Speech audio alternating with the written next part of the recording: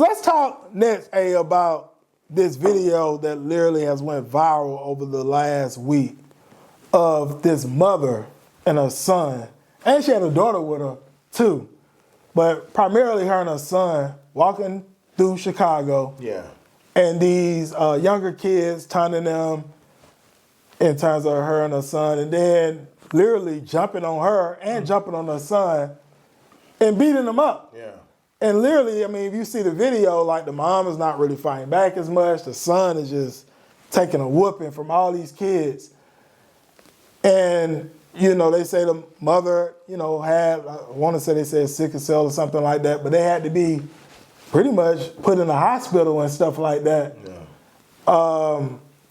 Man, what are some of your thoughts on that, man? You know, in terms of these kids For me, jumping on a mother and a son like that. I caught the story late. For me, it was hard to watch. Yeah. Especially in our community that this is happening, right? Yeah. It just shows that, you know, the line has been crossed, right? Yeah. So we have a line where morality is and, you know, where decency is. And the fact that nobody in that immediate area didn't jump in to do something. Like, I would like to think if I was there, I'm grabbing these little kids by their neck. Like, what the are you doing? You know? The fact, you know, they say it takes a village to raise Raise the children, right, exactly. So, community-wise, that shouldn't happen. Yeah. Right? Yeah. And I'm not condemning anybody or, you know, because I wasn't there. So I can't point out if anybody was there and they were just watching. But I know cameras were rolling, so somebody was there. Yeah. It's hard to watch, especially when it comes to Definitely hard. Especially when it comes to our community. Right. Yeah, well, within our community, you're right. Our community has always been tagged as the community who they classify us like animals. They tag us like animals. Yeah. And it's hard to see because this is more fuel for that, you know, more ammo for that situation. Right. You know, and I really feel for the mother, yep. the child. Me too. And the problem here is repercussions, right? You know, how do you judge children? Right? You know, that's the scary part. Because if children are becoming a victim of society to the point where they don't feel like they have any repercussions, that's extremely scary. Yeah. Because I remember as a child, you know, I always would think of repercussions because I was a child. Right. As an adult, it's different. Like you might be able to get away, but as a child, everybody knows who you are in your immediate surroundings. Right. So you know that this mother might see you or this father might see you.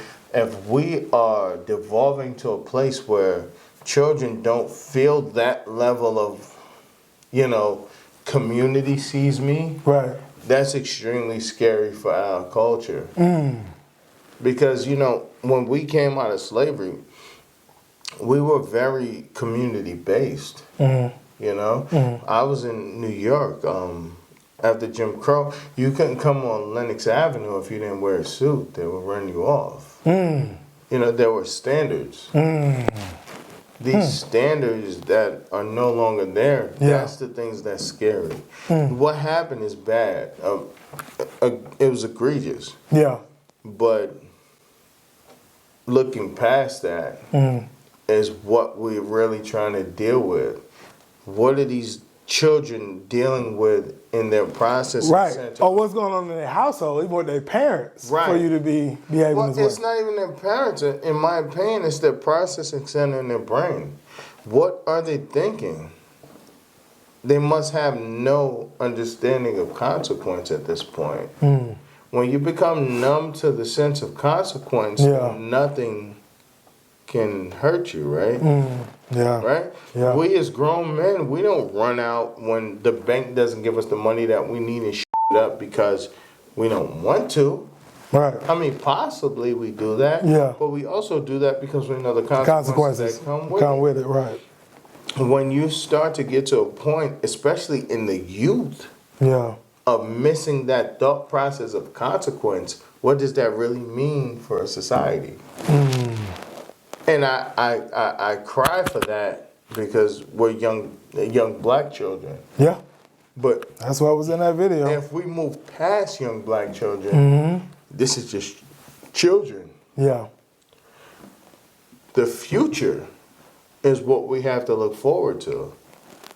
If the children don't have anything to look forward to future-wise, and that's the way that they metabolize what they do, that's a very scary thing to think about. It's almost dystopian.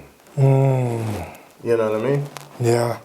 So that's making us really look at like what society looks like for us moving forward with what they call now the YNs. That's what they call these youngins now. You know, I mean, even that we gotta change that terminology up to kings or queens. You know, But young even YNs. that adaptation of that word is crazy, Yeah, right? yeah, Young niggas, right. right? Yeah. That's crazy. Yeah. Yeah, that's crazy, man. You know, I like I said, I saw the video. I was like, man, come on, Hard to man. watch. Like, why y'all jumping on this lady and her son like that? And then I heard a little bit of a speech in front of the school. And then allegedly I've heard that Oprah Winfrey decided to give $1 million to her and her family for that situation. Another piece of bullshit, right? Okay. You Oprah Winfrey and you gonna give her $1 million because she got beat up. Let's think about it.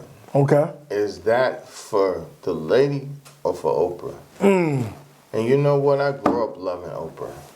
Okay.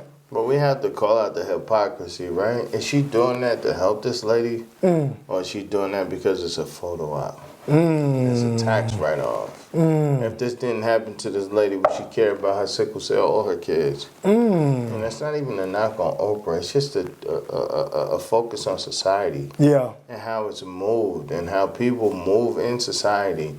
It's not just about the cesspool that society has become. It's about how much swim in that cesspool. And she's swimming in that doing the backstroke.